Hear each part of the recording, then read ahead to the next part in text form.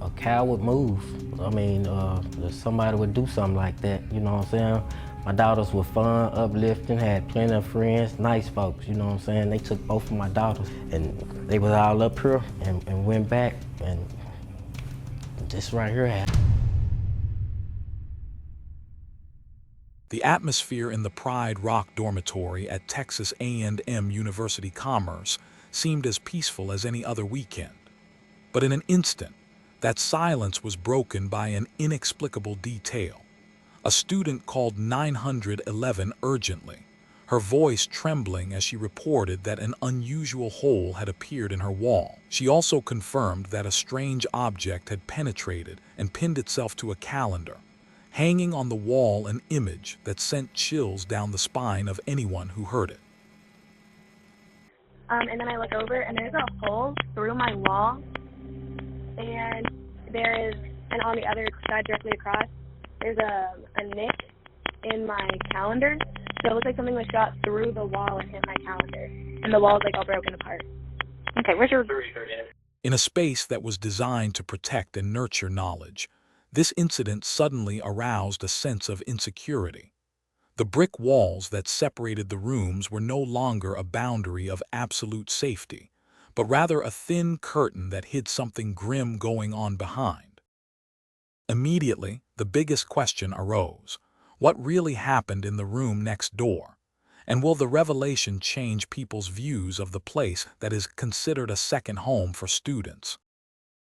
On February 3, 2020, the Texas A&M University Commerce campus was filled with the familiar atmosphere of a first day of the week. Students hurried between buildings, preparing for a new schedule after a short weekend break. Inside Pride Rock Dormitory, the room where sisters Deja and Abbaney Matts temporarily lived was still lit early. Deja, 19, a first-year public health student, dreams of becoming a nurse. Beside her is her older sister, Abbaney, 20, who became a mother at a young age. This time, Abbaney brought her 2-year-old son to stay with her sister overnight, as a way to escape the stress of their tumultuous relationship. That brief moment seemed to bring the two sisters some peace. They talked together, prepared a simple breakfast, and enjoyed a rare family moment. However, the door to Pride Rock soon became the starting point for a series of unexpected events. That morning, Abbaney's ex-boyfriend, Jack Deshaun Smith, 21, showed up. Smith had been arrested just days earlier for his involvement with Abbaney, but was quickly released on bail, a decision that would later become the center of controversy. Smith's presence at the dormitory surprised many, as Pride Rock is student-only and all visitors must register.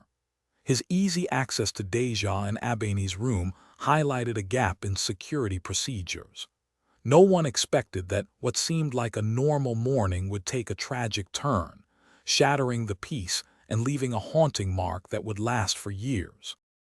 When the alarm rang, students in the dormitory began to leave their rooms, confused as to what had just happened. Some people standing far away saw the unusual chaos around the sisters' room, causing a tense atmosphere to hang over the entire hallway. In just a few minutes, the peaceful scene had completely changed. The Pride Rock room, which had been filled with friendly conversations, was now covered in a heavy silence. That moment became a turning point, closing the unfinished dreams of two young girls and sowing a haunting memory in the student community that would last for many years. On the morning of February 3, 2020, in the usually bustling space of Pride Rock Dormitory, a strange sound suddenly rang out. At first, many students thought it was just a small noise from construction or a technical problem.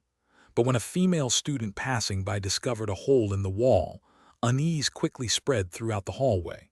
She immediately called 911, her voice full of worry. University Police Department, this is Kim. Hi, so I walked into my dorm room when I got back from class, and there was a bunch of, it looked like the ceiling, parts of the ceiling had fallen. Within minutes, police cars and emergency response teams arrived. Students in the area were instructed to leave their rooms and gather in the hallway outside. The normally bustling dormitory atmosphere suddenly quieted down, leaving only bewildered eyes staring at the closed door. When the authorities opened the door, the silence was suffocating. In the room, medical staff found a 2-year-old boy who was still breathing. He was immediately taken out on a stretcher and rushed to a local hospital. After several hours of emergency treatment, doctors confirmed that the boy had escaped life-threatening condition, a miracle in the midst of the tragedy. News of Deja and Abbaney Matts spread quickly throughout campus. Other students who saw them every day in their dorms couldn't believe what was happening. Just the night before, some friends had been chatting with Deja in the library, and the next morning her name appeared in emergency bulletins. Many burst into tears in the hallways, while others were stunned and silent, not knowing how to react. The school immediately sent out an official notice via email and text message, asking students to stay away from Pride Rock and canceling all classes for the day. The normally bustling campus was deserted, with groups of students gathered in safe areas, chatting in panic. Lecturers also temporarily suspended classes, helping to stabilize students and assisting law enforcement if needed. Not only stopping at the school, this event also quickly appeared on local media channels at noon of the same day. Urgent news updates were continuously updated, emphasizing that this was a serious incident right on the university campus, a place that parents, students, and society always assume is a safe environment. Public opinion raised a series of questions. How could such an incident happen in a dormitory with a strict security system? For the student community, the shock is more than just a personal incident. Pride Rock, associated with youth and beginnings, has become a focus of fear. On social media, many students expressed their grief and saw it as a reminder that even the safest places can be dangerous. As night fell on February 3, the entire university was plunged into an unprecedented heaviness. The yellow lights emanating from Pride Rock now felt strange, no longer evoking the warmth of a dormitory, but instead the memory of an unforgettable morning. And in the hearts of thousands of students, the burning question still echoed. How could such a tragedy happen right in the place they trusted the most? Immediately after, the entire floor where the incident occurred was sealed off. Students living nearby were moved to another building, many still in shock, not understanding what had happened just steps away from their rooms. Meanwhile, investigators began the process of examining the scene.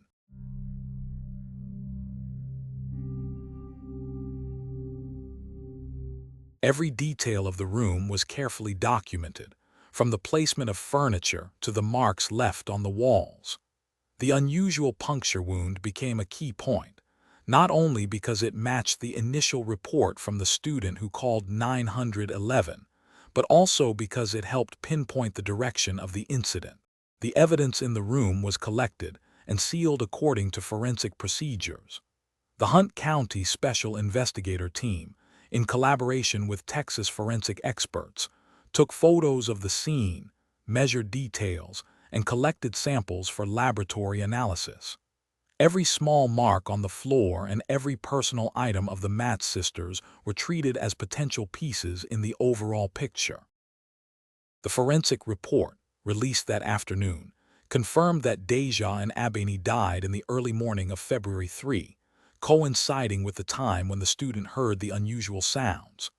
The 2-year-old boy was injured but not in a life-threatening condition and was kept in the hospital for observation. The important conclusion from the forensic records: all three were present in the room at the time of the incident, ruling out the possibility of a random attack. A key element highlighted in the forensic records was the fact that all three, the sisters and the boy, were in the same room at the time of the incident. This data completely ruled out the possibility of a random attack. On the contrary, it confirmed a direct link between the perpetrator and the victim and narrowed the scope of the investigation. As the evening of February 3 fell, the forensic team continued to work under the bright lights at Pride Rock. The dormitory floor, which had been bustling with students, was now silent, punctuated by the constant clicking of cameras. Each piece of evidence collected, each test result, contributed to the truth, a painful but necessary truth that would pave the way for justice for the Matts sisters. The official investigation was launched on February 3, 2020, just hours after the scene at Pride Rock Dormitory was sealed off. For the authorities, the first goal was to find the perpetrator, and all the traces at the scene quickly led them to a familiar name: Deja Smith, 21 years old. Police quickly realized this was no random attack. Crime scene evidence, witness testimony, and forensic results all pointed to a direct connection between the perpetrator and the victim. When reviewing Abbaney's relationships, the name Deja Smith immediately stood out, with a troubled and tense romantic past.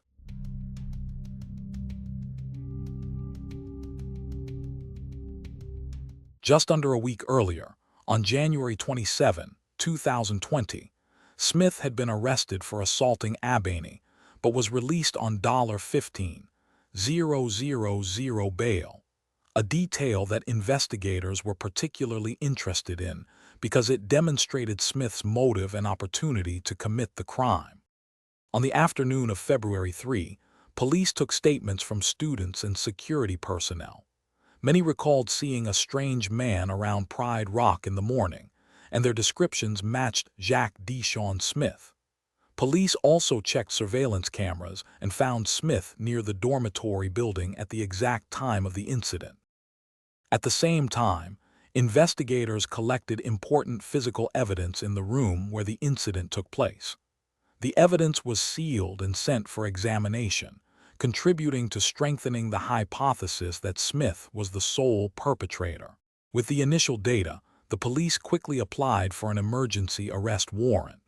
Less than 24 hours after the case was discovered, on February 4, 2020, the authorities determined Smith's residence in Rockwall, Texas, a city about 70 km from the Texas A&M Commerce campus. Here, Smith was arrested and brought to the investigation agency for questioning. In a public statement, police confirmed that Smith was not a student at Texas A&M Commerce. This further shocked the community. How could someone with no direct connection to the school enter a dormitory and cause a tragedy? That question became the center of controversy for many days afterward.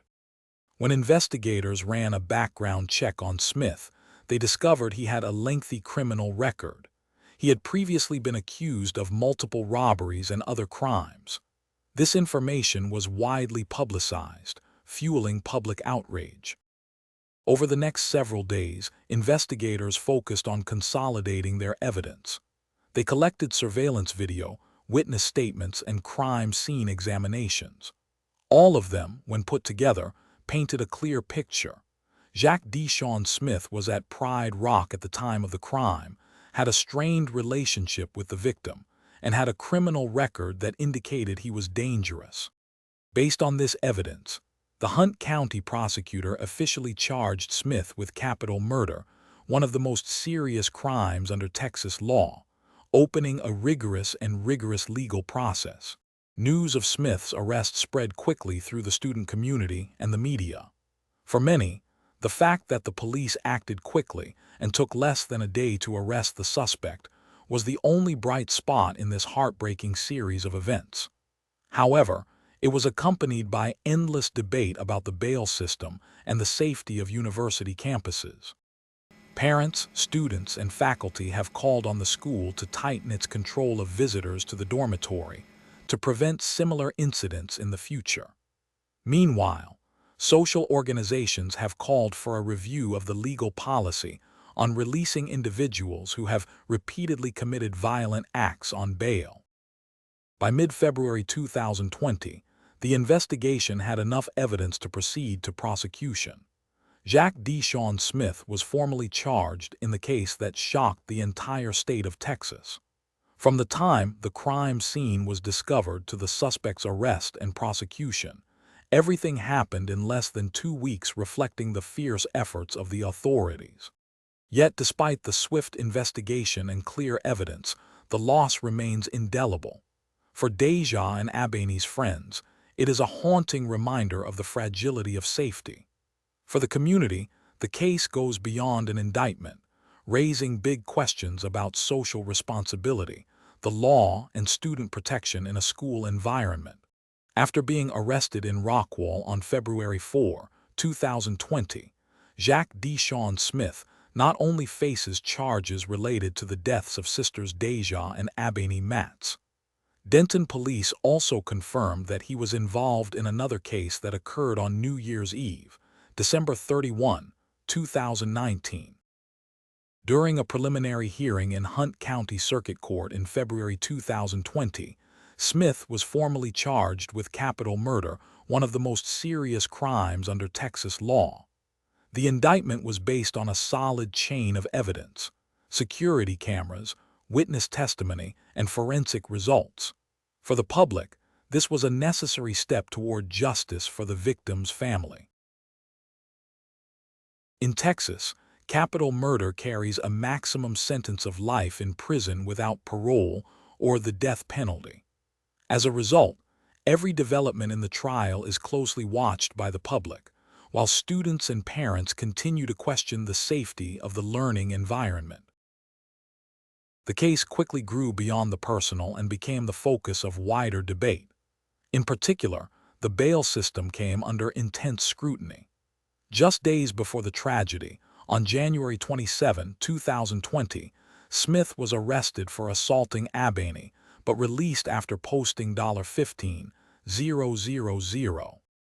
Legal experts say the case exposes a flaw in the system. Judges often have to make quick decisions based on limited records, while the risk of reoffending for people with criminal records like Smith is not fully assessed. As a result, the Matts case has helped fuel the debate about bail reform in Texas. Deja and Abbaney's families repeatedly spoke at the hearings, insisting the tragedy could have been avoided if the legal system had responded more quickly. They recalled that Abbaney had reported Smith's violent behavior, but warned that it was not acted upon decisively. For the Texas A&M Commerce student community, the trial was not just about punishing the perpetrators, but also about demanding change. Numerous vigils, forums, and online campaigns were held to remember the sisters and call for increased campus safety. As of mid-2020, the proceedings against Jacques Deshawn Smith continued through numerous hearings and arguments. Each time the court reopened, it attracted press attention, reminding the public that this was not just a personal case, but also a systemic one. The Matts case has thus become a social focus, raising the question: how does the legal system balance the interests of the accused with public safety? And can similar tragedies be prevented if the loopholes in bail and security are thoroughly addressed? The deaths of Deja and Abbaney Matts on February 3, 2020, not only brought to a close a tragedy on campus, but also left a profound lesson. The case illustrates the fragility of fragile relationships and the dire consequences when cries for help go unheeded. This is a reminder that the most important layer of protection is the care and support from family, friends, community, and even school. When distress signals are heard and shared, tragedies can be prevented before it is too late. Every decision can affect human lives, and above all, the rights of vulnerable people to life and protection must be prioritized. What do you think? Is society doing enough to protect vulnerable people? Share your views below.